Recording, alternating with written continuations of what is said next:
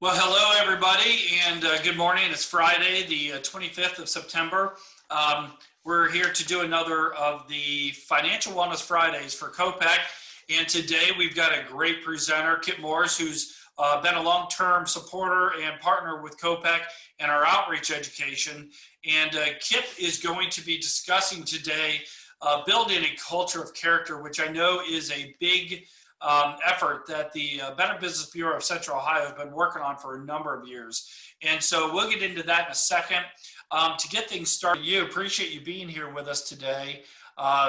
This has been a great effort that you guys have been doing with building this character culture within the community. I'm going to go ahead and turn it over. If you could explain a little bit about that and kind of, get into the program here. Excellent. And I can steal the screen from you? Yeah, absolutely. Go ahead. Okay. Well, thank you, everybody, for joining us, and really appreciate it, Jay, and all the work that you've done to set this up. And what I hope to do today was take you, I want to give you actionable items, and I also want to give you resources. So I'm going to utilize what I'm going to walk you through is this guide of trust, credibility, and leadership. And so the first takeaway is that if you want access to this booklet that we've created at the Better Business Bureau through our Center for Character Ethics, just reach out and let us know, because the guide has personal resources for you, as well as resources for your team or your organization to help build culture. So if I were to tell you that now during the pandemic and then coming out of the pandemic, because we will come out of it, you could create better performance, more loyal customers, higher levels of productivity, greater levels of innovation, a competitive advantage, and you can attract and retain excellent employees, would you be interested in the conversation? And that's really what we're focused on at the Better Business Bureau. What goes into developing a culture in an organization that allows these things to take place? And again, with everything that's happening in the world today, we need to position ourselves now more than ever to be intentional in these areas. So if I told you it doesn't happen by accident and that it has to start with you as the leader, would you be ready to step up? You should. We feel you should, because being a leader of character is 100% within your control. And aren't we all looking for a little bit of control right now? These times test our character. The cultures in our organization are challenged. And if you're in a leadership role, it's time to focus on how you can lead in a new and exciting way. If you don't see yourself in a leadership role, I suggest you start now. Organizations are looking for greater levels of innovation from you, and I've seen it firsthand on our staff. I recently presented a concept shift for how we might align the BBB resources to be hyper-focused on the success of businesses we serve. An employee developed a presentation with full implementation ideas and a video included in it overnight, and shared it with us, the leadership team.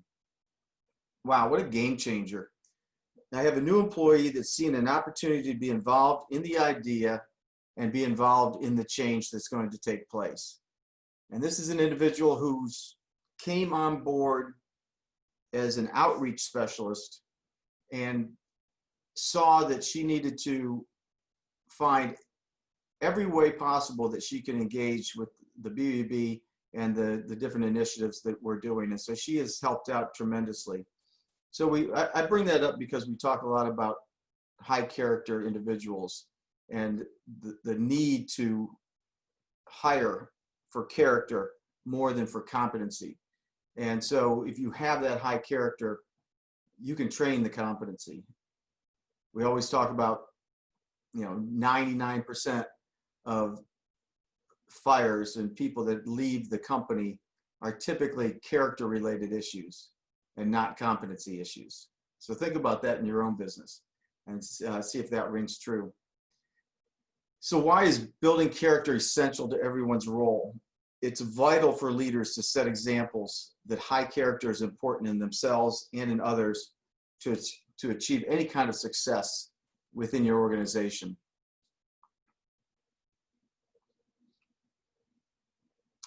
So again, I talked a little bit about the Better Business Bureau and our focus on this. We've been focusing on it we've been around 100 years. We've been focusing on, hyper-focused on it really since 1994 when we started the Business Integrity Awards. It's now become the Torch Award for Ethics. So we have almost 26 years of studying businesses based on standards that we set up originally in 1994, and they evolved as we learned really what the great companies were doing and in what buckets and what pillars did they fall in, and what were some of the business practices that took place within those pillars that made them kind of the pinnacle of their industry. And so I share with you here the 4 C's: character, culture, community, and customers. Those 4 pillars are really what takes you on a journey through developing your organization and understanding how you can reach this idea of marketplace trust. And when you reach that marketplace trust, consumers are more forgiving if you have a mistake, and you have the ability to get repeat business more substantially. So your BBB is here for you, and we encourage you to engage with us. We can do presentations for free to your organizations. That's what we're here for. We want to work with you in any particular area that might come up. Apologize for the home invasion. So leadership character framework. We begin with providing resources like frameworks that help you have a language and actionable personal and team activities that help you understand the importance of being intentional. The first one is a personal leadership character framework. It's divided into 4 leadership descriptors. You see them there: principled and genuine, values others, seeks results, and displays growth. The framework's most effective when studied with others and used in collaboration with a personal self-assessment. Let me give you a little example of how we have used it at the Better Business Bureau. So we provided this character framework to the entire staff. Originally, we provided it to the leadership team, so the leaders of all the different teams, and we asked them to read it and to digest it and to take a look in terms of what does it mean to them personally? How does this resonate with them? And then we asked them to come to a team meeting. And in that team meeting, we asked them, we went around the table and we started asking, could you point out a couple areas that you feel you really excel in?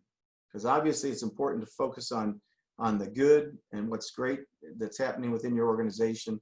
And so people were able to highlight areas they think that they really hold in high regard, and others would hold them in high regard as well. Then we asked them to share where they might be falling short or where they feel like they might have additional work. And so in doing so, it opened up the dialogue and it gave people a clearer understanding relative to exactly how we go about utilizing this type of a framework. It has the 20 different principles. It's robust in their definitions and descriptions, sometimes too robust for people. They'll look at it and be overwhelmed. We developed it in such a way that it talks about various aspects that come into play within organizations. Oftentimes I speak and people will raise their hand and they'll say, can you help me understand how to deal with this problem individual?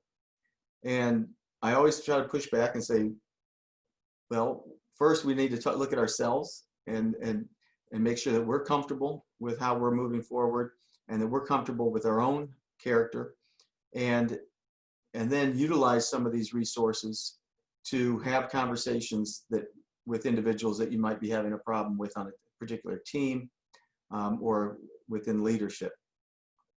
So an example, compassion for others. High character people extend unmerited kindness to others. And then what we did was we added typical examples. So in this case, a typical example would include people are willing to give of their own time to help a colleague. People treat all others kindly and with care, regardless of their position. People make an effort to respect and accommodate the personal needs of individuals in the organization.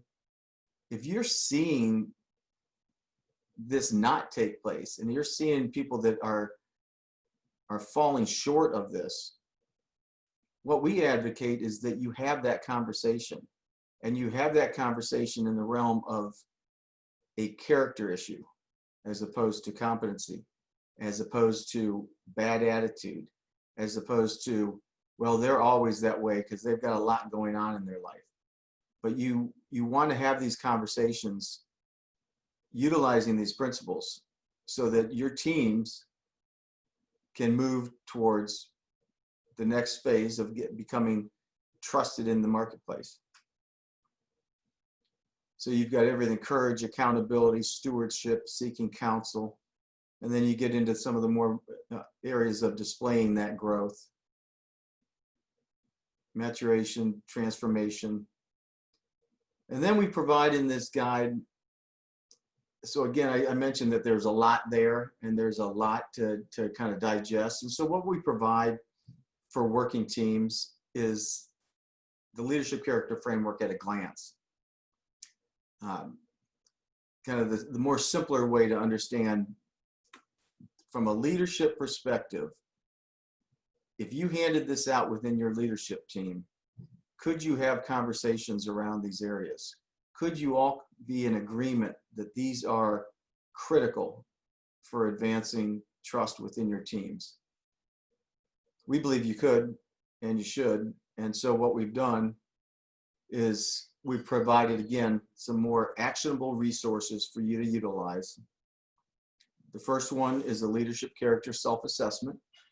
So this is, again, asking you and individuals on your team and your employees to actually take a look at themselves before they start pointing the finger at others, so that one, they understand kind of the language of how the culture of your organization is to operate, and they understand really what is honesty and what isn't honesty. I'll get into that in just a minute.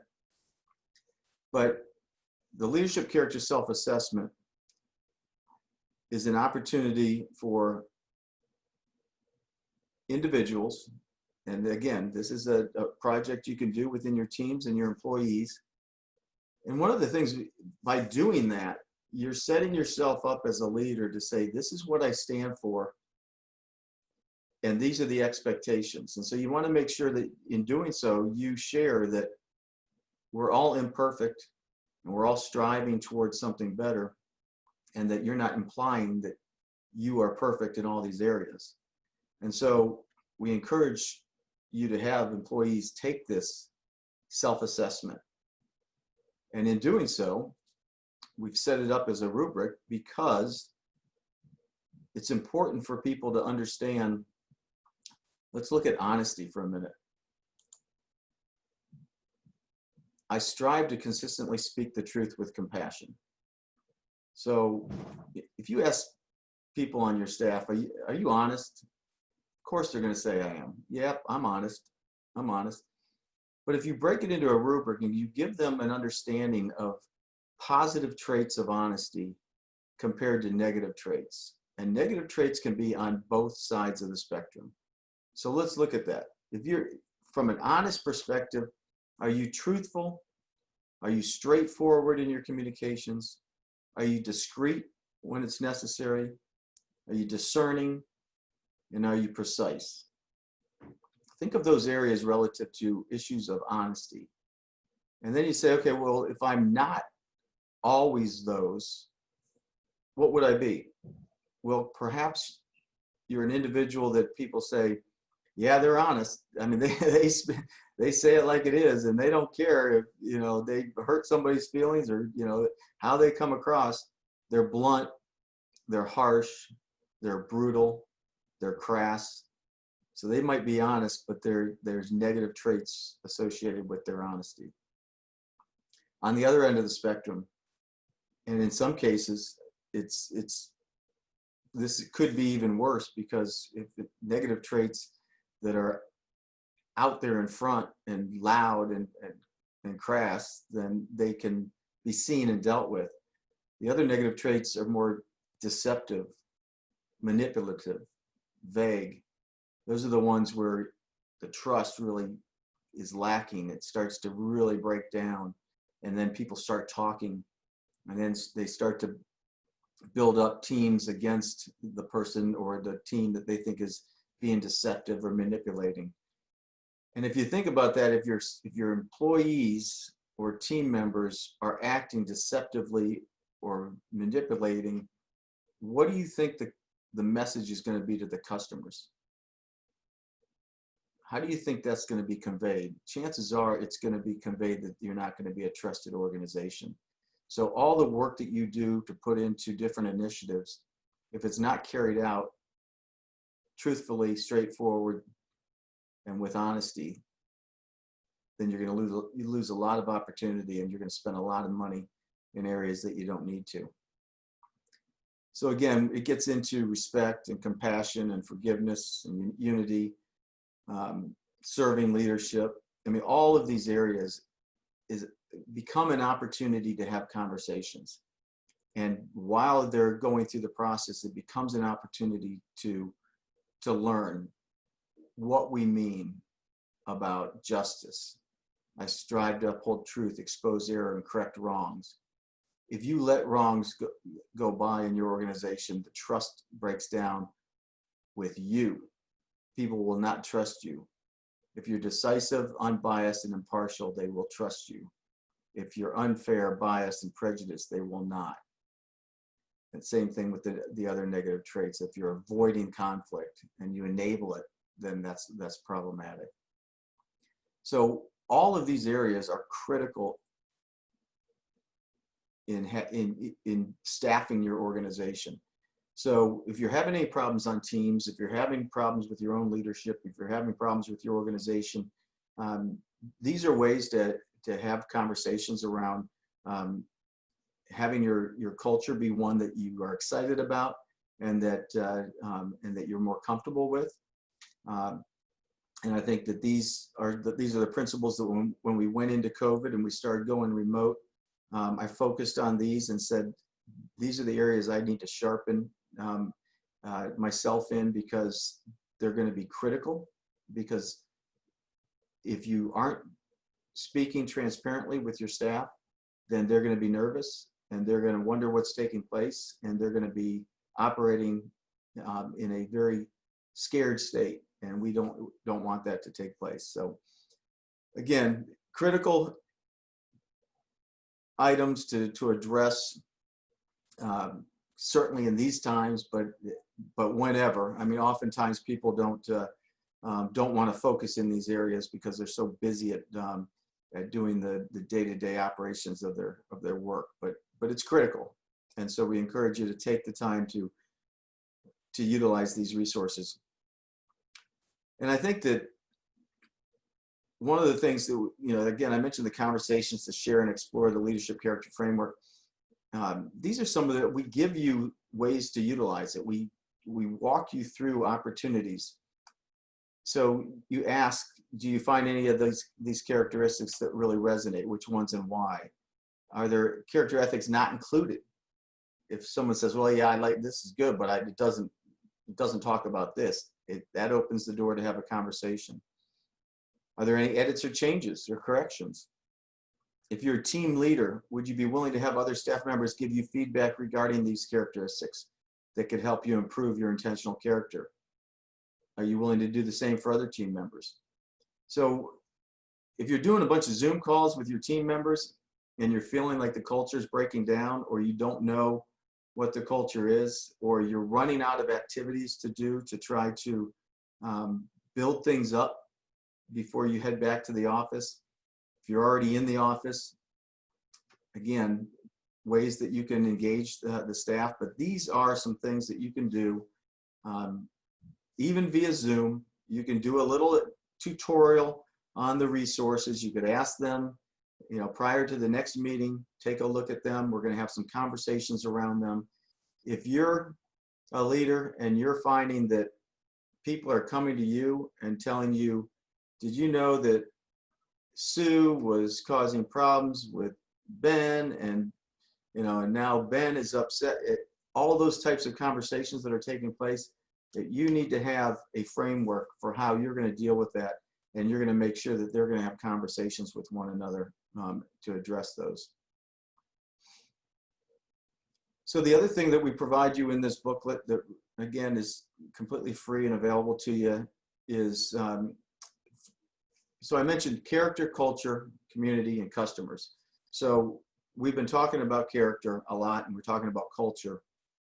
So we give you your own personal self-assessment tool, and this gives you an opportunity to say, well, do I believe in these things, and how committed am I to them? So it gives you an opportunity to read and check off, I possess the right motivation. As a leader, I'm charged with setting an example of high character to the people to whom I'm responsible, whether they're my peers, children, employees, or constituents, even if it seems inefficient, inconvenient, or ineffective. I build character because it's the right thing to do. These are convictions that you're being asked to consider and take a look at. And I possess a teachable spirit. I have a mindset that welcomes learning and growth. If you look at that and go, that's not me, you might want to look at, how do you have a more teachable spirit? How do you not just expect your employees to know what you want to have accomplished, but you actually will work with them and teach them and set them up for success? So each and every one of these has very deep implications relative to the effectiveness that your employees are going to have relative to the initiatives that you're trying to accomplish within your organization. And then we've got an action plan following the work that you do on that. What did you discover as you thought through these convictions? What personal actions can you immediately take?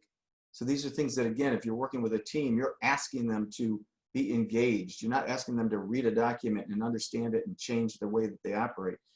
These are conversations that have to happen on a regular basis. So again, it's set up in such a way that it's a workbook. And then we get into culture, which again is the next phase. It's once you have focused on personal, you understand what leadership, high character leadership is, and that's the expectation, and you've got a framework for having those conversations, and you know when you're going to address issues that come up. Then it's about developing that within the organization. And so again, we give you the same type of a conviction statement. We define our goals and make a plan to achieve them. If that's not true, then you're going to have trouble building trust within your organization. We realize that our actions speak louder than our words, and work to intentionally set an example. So again, these are things we mentor as well as train. So these are ways to operate within an organization. And if you're not the leader of a team and you're saying, well, I wish my leader was more like this, or I wish this, they're looking for individuals to step up. They're looking for individuals to step up and be of high character. So I'll give you an example. When we hired one of our individuals in graphic design, we got it down to 3 individuals, and we gave them this leadership character framework as a part of the interview process. And then we didn't really mention it again later on. And then we asked them, the graphic designers, to create a graphic piece about them and about their resume. How would, kind of a commercial look like on a sheet of paper that you would design and develop about yourself? Well, the one individual aligned the character traits to themselves and to the resume, and did it in such a way, very graphically pleasing way, and without us even asking. Obviously, that stood out, that was a type of an individual that we wanted on our staff. And so we did. We hired her. She's been with us for a long time now, and she's a phenomenal employee. And then again, we also give the action plan following developing these conversations around culture. How does that look within a team? Are there failures or shortcomings that we must personally and honestly own up to? These are meant to give you language to have conversations to move your teams forward. It's not easy. It's not always comfortable. And if you don't have these, typically you will err on the side of avoidance. And when you do that, it builds and it builds, and then it becomes more difficult than it needs to be. And again, I caution you that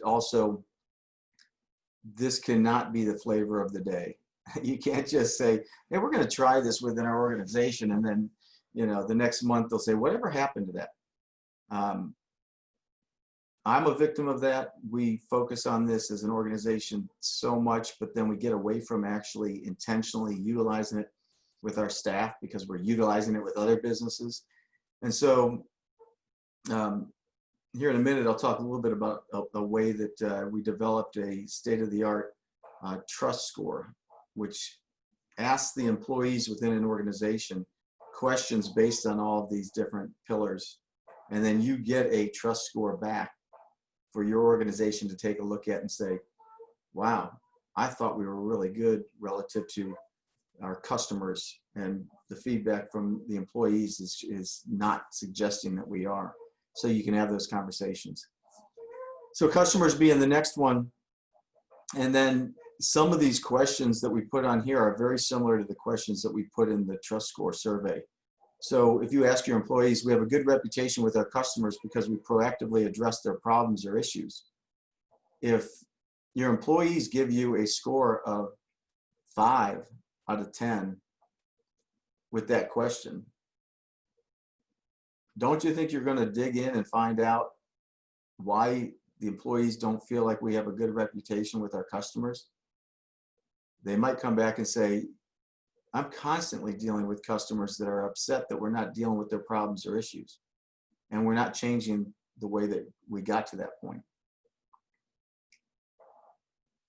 So again, more questions. Consistent in demonstrating high character no matter who we're around in our relationship with them. We acknowledge that building a foundation based on character takes focus and intention. These are convictions that you expect from your organization in order to build that trust with the customers. And ultimately, all of these, the goal is not just to have a more enjoyable workplace. The goal is so that when you go to market, you are head and shoulders above your competition. Consumers say, I want to do business with them because I know the experience I'm going to have. They have it together, and that's what you're looking for. So you get your action plan built on that. The community is an interesting one because we learned early on that the really good businesses, the ones that were winning the Torch Award for Ethics, they got to that place of trust within the community. And a part of the reason they got to that place of trust is because they also understood, from their point of view, the commitment required when you're successful in a free enterprise, free market society. You have a responsibility to your community.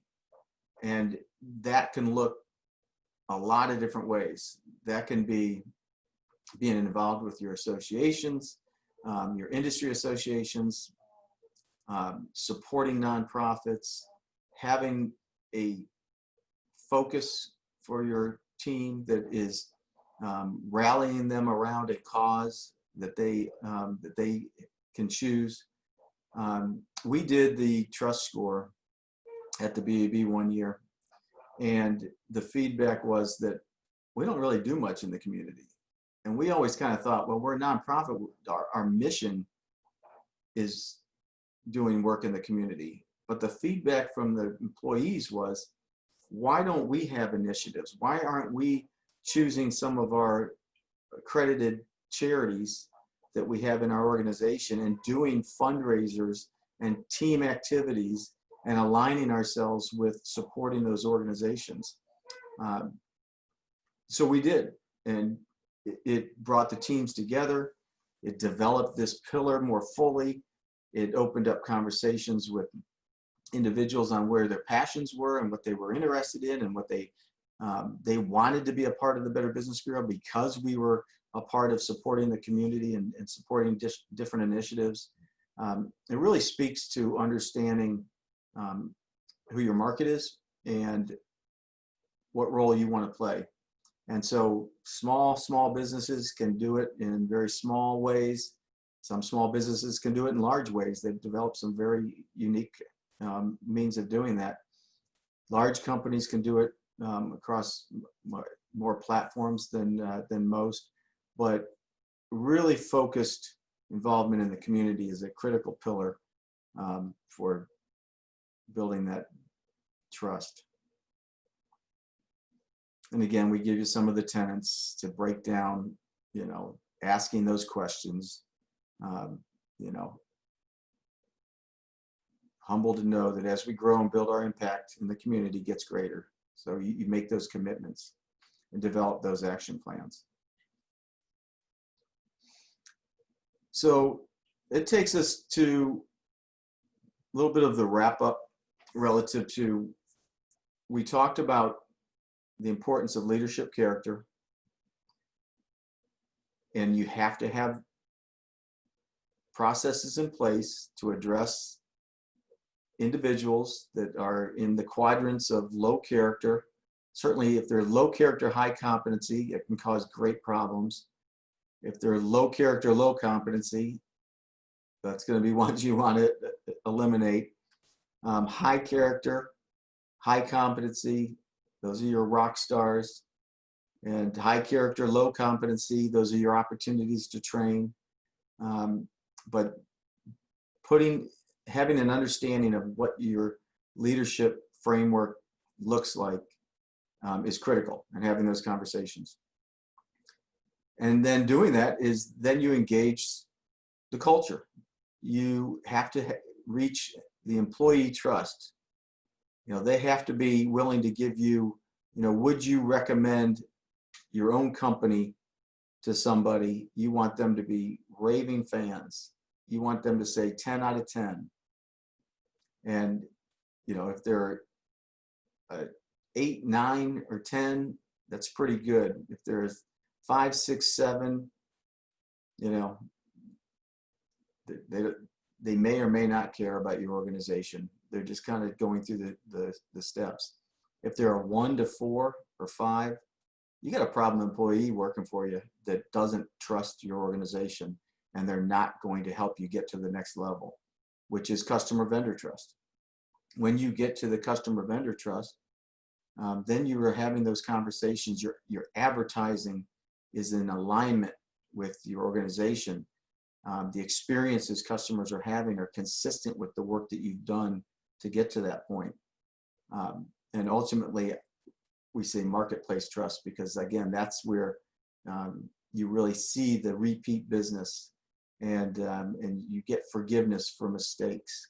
And there's an understanding there that you didn't jump to marketplace trust because you got a slick ad campaign. You got there because you have leadership that's of high character. You have an engaged set of employees in your culture. You convey that to your customers and treat them fairly. And that's gotten you to marketplace trust. So that's kind of the framework and some resources and some tools to use. You know, when we give presentations, we never know whether it's a individual that's operating within a business individually, or whether they're a part of a team, or whether they're the leader of the team, or whether they're the CEO. Oftentimes we don't know that, sometimes we do, but the takeaway is that it doesn't matter. All of this comes into play. If you're a team member and you want to have conversations with your leader of that team, and you want to say that we've got some issues on this team, and the reason we're not getting to where we want to be is because we don't speak a language relative to trust. This is an opportunity. This gives you some tools and some resources to do that. And again, I can come out, I can do Zoom calls, I can do presentations to teams, I can give you some, I can, you know, facilitate the conversation. I'm doing it as a practitioner. I'm learning every day. We work with our teams. We do the trust score. We don't always have a perfect score. We've never had a perfect score. Each year, something is elevated to the point where we focus on it. Okay, last year it was these two areas. All of a sudden, this area apparently has been missed. And so we focus on that. We embed practices in our strategic plan to make sure that it's addressed with individuals and on teams, and we eliminate the possibility that failure, to whatever extent it's a failure, is not going to cause harm to our goals and our mission moving forward. So that's kind of it in a nutshell. I think that sometimes, you know, reading books on trust and leadership, these are all consistent with Stephen M. R. Covey's The Speed of Trust. These are some actionable items that we found within our community. And so we encourage you to look at them. If you want a copy of the booklet, we send you out the booklet. We can send it to you in a PDF. We can send it to you in a hard copy. Whatever works for you, that's what we're here for. And we really appreciate everything that you've done. So with that, I'll wrap it up, Jay. Well, thanks, Kip. Awesome discussion. I remember, I don't know, shoot, it must be 10, 12 years ago, the first time I think we met, you spoke at a Leadership Dublin event. And it's a lot of the similar, I think it was the same discussion, and it's always great to hear that. And I think a lot of these things apply whenever we get back to our work life, you know, and making sure that you really think about those intangibles. And so this is a really great piece of information that hopefully, and we're going to be putting this on our library as well. So hopefully people will be able to continue to learn more about those areas. So thank you. Excellent. I enjoyed it. I did want to make sure I pop up this disclosure. Even though the webinar has already been done, this slide should have been at the beginning, so my apologies on that. Again, if you feel you want to read this in more detail, either take a screenshot or actually go to the website and look at the disclosure area. But thank you so much, Kip.